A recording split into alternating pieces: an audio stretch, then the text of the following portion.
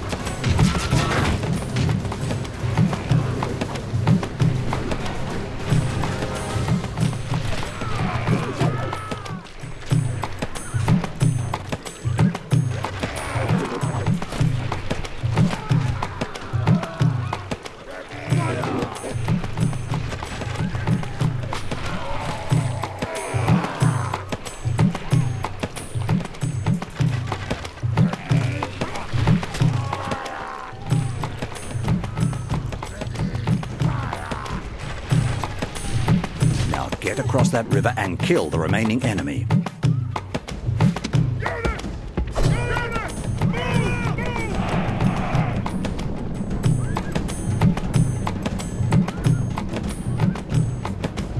When crossing a bridge in battle, it is best for units to cross as fast as they can. Troops can be vulnerable to enemy attack during a crossing.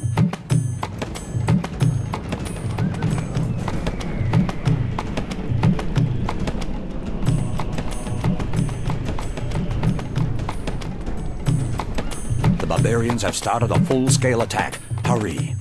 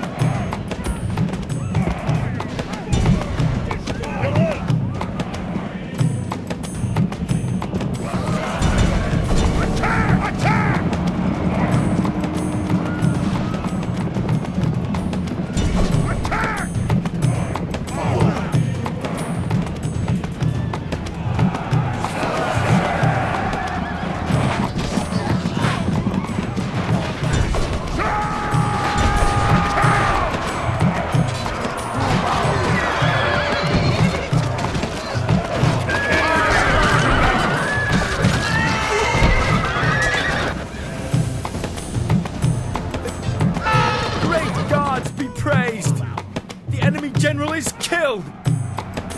This is a heroic victory, worthy of Roman arms!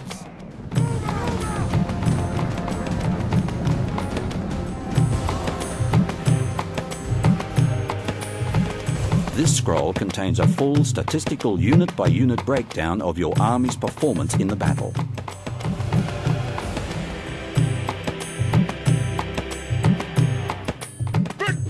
Now you've learnt the basics of the battlefield, I'm going to show you how to play on the campaign map. Battles last just a day, but building an empire takes time. On the campaign map, time is divided into turns, each lasting 6 months. If you look at your army, you will see that the Senate has rewarded you with some military units. These will go some way to helping you expand your power. You have also received a special payment to help pay for the campaign you have just fought. The controls on the campaign map are similar to the battlefield. Left-click selects things, and right-click moves them. If you want to look around the map, use the up, down, left and right cursor keys, or just push your mouse cursor to the edges of the screen. Try it. Double-clicking on most things opens up a scroll with more details. The first time you see any scroll, I'll tell you what it's all about, but if you forget, you can always click on the question mark in the top right of a scroll.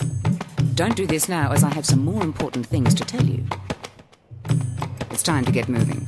Select the army indicated by using the left mouse button, and we'll move it. You have selected your army.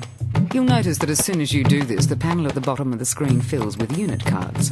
Your general, Gaius Julius, gets a card of his own for him and his bodyguard. Use right-click to move all your units to the edge of the green movement area. Try moving where the arrow is pointing. The edge of the green area is the furthest point you can move to from your current position in one turn. Selecting an area beyond this will require more than one turn of movement. Forward!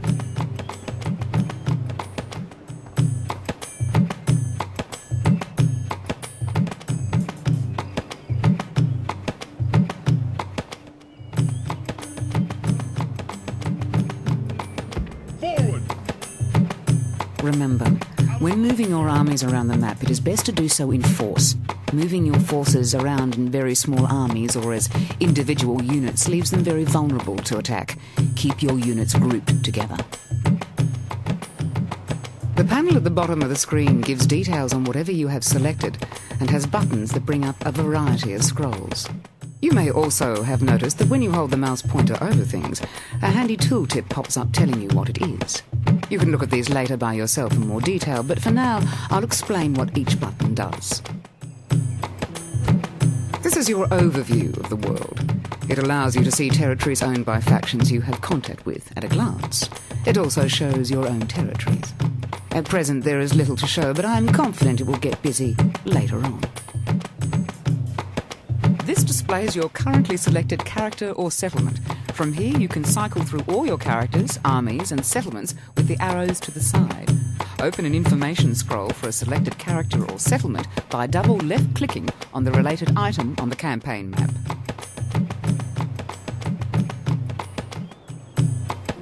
Sir! Controlling a faction requires more than just a strong sword arm and a treasury full of cash.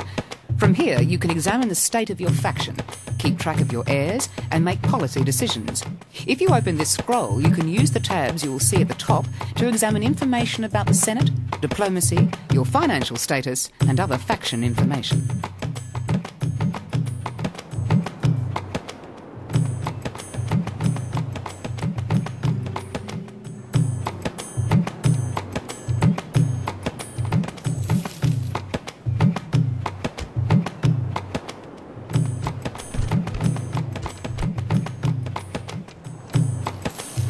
This shows the current season and lets you know if you're going to be fighting in summer or winter. This is important when you are fighting in the frozen north or in the arid deserts where bad weather can win or lose a battle. This is the end turn button. When you decide you have completed all your actions for a turn, you can click on this to advance the game. You have already moved your army, so now would be a good time to end the turn. It is now a new campaign turn. You will see that the money in your treasury is going down. In fact, you are borrowing from moneylenders. This is because you are paying wages to your army but have no income.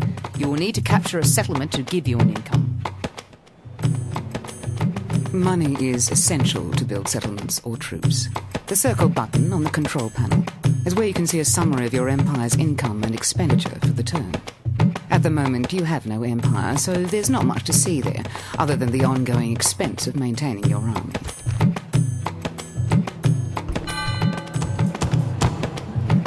From time to time, you will see a small picture slide down the left side of your screen. These are messages detailing important events that have occurred. It is important to read them as and when they appear. You can left-click on a message to open it. Right-click will dismiss it. You might notice a button in the bottom left corner of these scrolls. This will focus your view on the subject of the message. The Senate mission to capture Tarquinii gives you a chance to earn a reward from the Senate and to gain a settlement which will give you an income. It's the first step towards building an empire and should solve your money problem. General. To attack or siege a settlement, left-click on the army you want to attack with and then right-click on the target settlement. Depending on how far you are from Tarquinii, it may take you more than one turn to get there. If you can't get there in one turn, hit end turn after you have moved, and repeat until you have reached your target. Attack!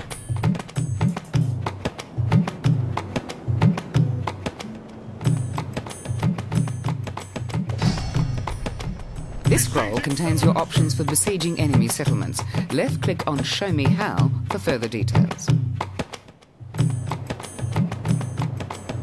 Left-click the Maintain Siege button to begin starving the enemy out. However, before following this course of action, you must consider that the settlement may have enough supplies to be able to survive for several turns before falling, or that the enemy may be reinforced by another army in that time. If you already have onagers in your army, then you can attack straight away.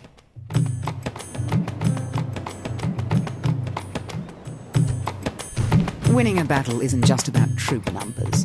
The balance of unit types and general's command ability are essential. Look at the army strength ratio and any reinforcement information before committing your troops. The buttons on the right of this scroll represent your battle options. Mouse over them to see what each one does.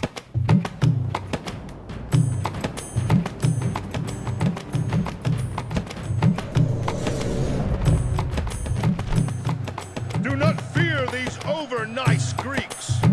They have come to fight, it is true, but they will only stay to die. I command this army with pride. 3/4 of all our warriors await my orders, and I have faith in every one of you. I know that together we will win this fight. They think their walls are enough to stop us. They should think again. There is no advantage in numbers to either side. Therefore, skill and courage will be the keys to this day's battle. All that said, we are the stronger. Every one of you is better than they. Remember this and take heart from the memory. Those fools have never fought against me before. I hope to give them a nasty surprise. When I set my heart on an attack, I do so knowing that I will win, that my men will win, that victory is within reach. All we need to do is stretch out and grasp the foe firmly by the throat. Now then, look to your front. Mark your target when it counts!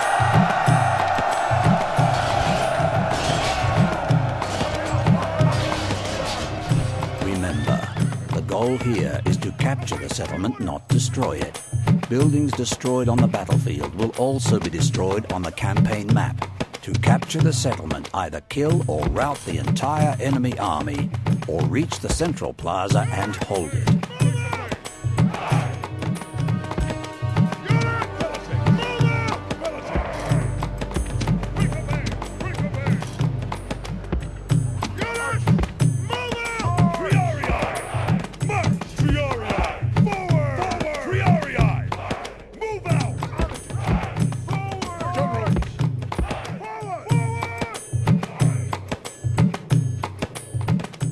Use your onagers to smash down the walls of the enemy settlement by left-clicking to select your weapons and right-clicking to target them.